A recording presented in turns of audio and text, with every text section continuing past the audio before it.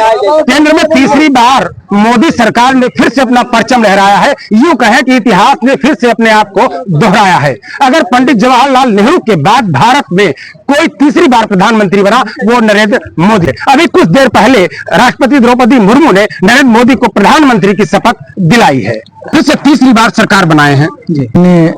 नरेंद्र मोदी जी हमारे देश के प्रधानमंत्री हैं, जो लगातार 2014 से इस बार उन्होंने हैट्रिक, जैसा आपने बताया, पंडित जवाहरलाल नेहरू के बाद अगर किसी ने भी देश में तीसरी बार लगातार अगर सरकार बनाई है तो माननीय मोदी जी ने बनाई है। इसका जो श्रेय है हमारे भारतीय जनता पार्टी के, जो हमारा देवतुल्य पूरे भारतीय जनता पार्टी के कार्यकर्ता हैं और हमारे देश के सम्मानित नागरिकों को, हमारे देश के सम्मानित मतदाताओं को जाता है, जिसके लिए हम अपने विकासखंड बुझेना की तरफ से सभी हमारे मतदाता बंधुओं का, कार्यकर्ताओं का मैं हार्दिक वंदन अभिनंदन करता हूं। और यह जो लगातार तीसरी बार जनता ने माननीय मोदी जी पर और यहाँ गोंडा से हमारे कीर्तिवर्धन सिंह राजा भैया जी पर जो भरोसा जताया है कि गोंडा में इन विपरीत परिस्थितियों में भी जो कमल फूल खिलकर जो आज सामने आया है, इसका श्रेय हमारे कार्यकर्ता बंधुओं का, हमारे सभी सम्मानित मतदाताओं का जाता है। और माननीय मोदी जी ने जो हमारे देश का नेतृत्व कर रहे हैं, आज पहली बार गोंडा से हमारे गोंडा के जो यहाँ लोकल प्रत्याशी हैं, जो लोकल रहने वाले हैं, पहली बार केंद्र में राजमंत्री का जो उन्होंने स्थान दिया है, इसके लिए मैं मोदी जी का और हमारे उपस्थित सभी कार्यकर्ताओं की तरफ से मोदी जी का आभार प्रकट करता हूं। और ये आशा करता हूं कि हमारे राजा भैया जी की अगुवाई में गोंडा में जिस प्रकार से ये विकास की गति बढ़ी थी, उससे भी तेज माननीय राजा भैया की अगुवाई में हमारे गोंडा की जो गति है वो और भी तेज होगी। इसी के साथ आप यहाँ उपस्थित हमारे सभी कार्यकर्ताओं का स्वागत वंदन अभिनंदन करते हुए मैं आप सबको धन्यवाद देता हूँ। कई पार्टियां लगी थी भारतीय जनता पार्टी के विरुद्ध में चुनाव लड़ी, बड़ी जोर शोर से लड़ी, लेकिन नरेंद्र मोदी की लोकप्रियता कम नहीं हुई। इसके पीछे क्या कारण रहा होगा? देखिए, सबसे पहले तो जितना विकास किया मोदी जी ने किसी ने किया नहीं। धारा 370 समाप्त किया, राम जन्मभूमि का निर्माण किया, विदेश नीति भी बहुत ही सफल रही।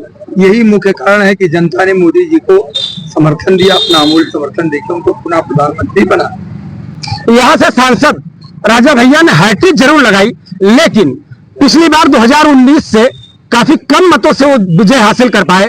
इसके पीछे क्या था? कार्यकर्ताओं की कमी थी या जातिगत वोट? पहले तो मैं माननीय राजा भैया को जीत के लिए बधाई देता हूं और हमारे गोंडा जनपद के जितने हमारे भाजपा के कार्यकर्ता हैं उनको सबको भी बधाई देता हूं।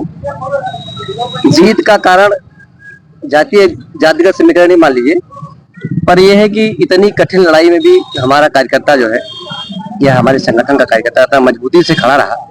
इसके लिए सभी को मैं बहुत बहुत धन्यवाद देता हूँ। और राजा भैया का जो विकास की गति थी वो जीत में सबसे ज्यादा जो है भूमिका निभाई, इसलिए ये गति और तेजी से बढ़े। मैं माननीय मोदी जी को, जो तीसरी बार भारत के प्रधानमंत्री बन गए हैं, उनको भी धन्यवाद देता हूं कि हमारे राजा भैया को उन्होंने जो है मंत्रिमंडल में जगह दिया और हमारे गोंडा के विकास की गति को बढ़ाने के लिए मैं उनको भी बहुत बहुत धन्यवाद देता हूं।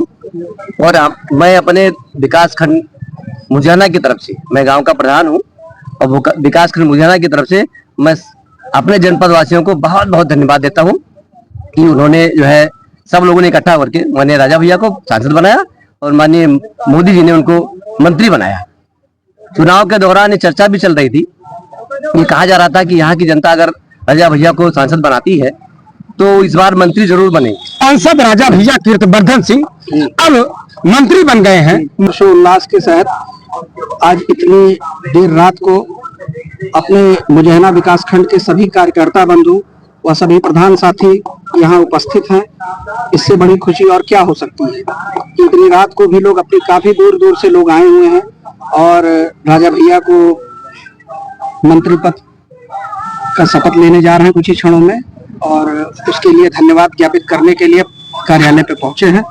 और अपने पूरे विकास खंड की तरफ से आए हुए सभी कार्यकर्ताओं का, प्रधान मित्रों का, अपने अध्यक्ष महोदय का, चेयरमैन साहब का, अपने प्रमुख जी का, सभी का धन्यवाद ज्ञापित करता हूं।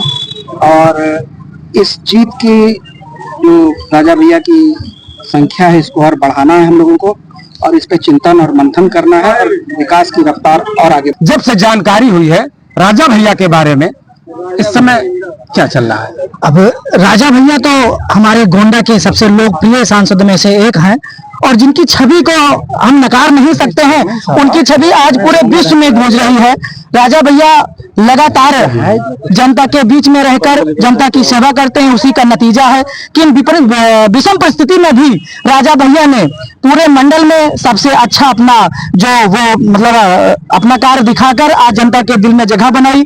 और राजा भैया के इस निश्चल कार्य का और उनके इस विश्वास का ही नतीजा है कि आज माननीय मोदी जी के नेतृत्व वाली सरकार में उनको केंद्रीय राज्य मंत्री का दर्जा दिया गया। आज ये माहौल आप यहाँ देखकर कह सकते हैं कि माहौल कितना खुशनुमा है। और माहौल का क्या है, जब भारतीय जनता पार्टी के कार्यकर्ता चाहेंगे माहौल तभी बन जाएगा, उसमें कोई दो राय नहीं है। ये माहौल आज बता रहा है कि समय फिर एक बार भारतीय जनता पार्टी का जिस प्रकार से अगर कुछ कहीं नुकसान हुआ है, आने वाले समय में एक बार फिर इन भारतीय जनता पार्टी के कार्यकर्ताओं की बदौलत और आप सभी क्षेत्र के नागरिक वासियों की बदौलत एक बार फिर हम इस प्रकार से झंडा लहराएंगे कि कोई विपक्ष को यहाँ पर बचेगा ही नहीं। तो कुछ बचा ही नहीं, चाहे जिला पंचायत हो, प्रदेश हो, केंद्र हो, ब्लॉक हो। गोंडा संसदीय क्षेत्र में इस समय हम नगर पंचायत धानेपुर में खड़े हैं और हमारे साथ जो है, आप ब्लॉक प्रमुख मुजैना के प्रतिनिधि हैं और आप हैं नगर पंचायत अध्यक्ष के प्रतिनिधि। और यूं कहा जाए कि केंद्र हो की सरकार हो या प्रदेश की हो, जिले की हो या ब्लॉक की हो या नगर की हो, ये जो 4, 5, 6 इंजन जो भी है ये सब भाजपा की है।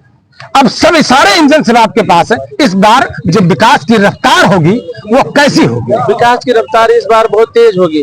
हमारे मुख्यमंत्री जी डबल इंजन की सरकार है, यहाँ 4 इंजन की सरकार चली। विकास की गंगा बह जाएगी पूरे मुजैना विकास खंड में, पूरे गोंडा लोकसभा में विकास की गंगा बहेगी। विकास की गंगा बहेगी, सेवर विकास की गंगा बहेगी और आंधी तूफान की तरह बहेगी। नहीं, उस दिन आंधी आया था, जिस दिन वोट की गिनती होने थी उस दिन आंधी आया था। ये संकेत है विकास का, ये विकास का संकेत है कि गोंडा में और कहीं नहीं, गोंडा में इतनी तगड़ी आंधी आई उस दिन काउंटिंग के दिन। वही काउंटिंग की आंधी अब विकास के तौर पे बदलेगी और ऐसा बदलेगा कि कहीं कोई कमी रह नहीं जाएगी। उस दिन आंधी आई तो विजयश्री हासिल हुआ। आज गर्मी बहुत है, तो गर्मी बाबा जी ने कहा था कि मैं मई जून में भी शिमला वाली माहौल दूंगा, लेकिन आप देखिए कि शिमला वाली माहौल गर्मी भला है, लेकिन ऐसे कार्यकर्ता खड़े हैं, इनको कोई गर्मी महसूस नहीं हो रही है। अंदर से शिमला वाली फीलिंग आ रही है, क्योंकि माननीय राजा इस भीषण गर्मी में भी दूर दराज से देखिए हमारे कार्यकर्ता किस प्रकार से खुश नजर आ रहे हैं। और ये खुशी देखिए किस प्रकार से हमारे कार्यकर्ताओं के चेहरे पर नजर आ रही है। और इसी प्रकार से ये कार्यकर्ताओं की हमारी जो इसका मेहनत का नतीजा है कि आज गोंडा में जो राजा भैया के नेतृत्व में विकास की धारा जिस प्रकार से 3 ओवरब्रिज हो, मेडिकल कॉलेज हो, तमाम तरीके से जो सड़कें हैं, बिजली है, किसी भी लाइन में अगर हम देखते हैं तो आज विकास हुआ है। और उससे भी आगे अगर कोई कुछ कमी रह गई है उसको भी हम माननीय सांसद जी के नेतृत्व में गोंडा में इस बार पूरा करेंगे और आने वाले समय में कोई कसर हम लोग नहीं छोड़ेंगे। यही हम लोग यहाँ आशा प्रकट करते हैं और यही अपने जनता को हम लोग ये आभार व्यक्त करते हुए अपने जनता को आश्वासन देते हैं कि आने वाला जो ये 5 वर्ष होगा, जैसे मोदी जी ने और योगी जी ने कहा है कि हमने अगर कुछ कमियां रह गई थी जिसकी वजह से हमारी कुछ सीटें कम हुई है, तो आने वाले समय में उस कमी को हम लोग सुधारेंगे और एक बार फिर आने वाले समय में प्रचंड रूप से भारतीय जनता पार्टी की सरकार बनेगी इन कार्यकर्ताओं की।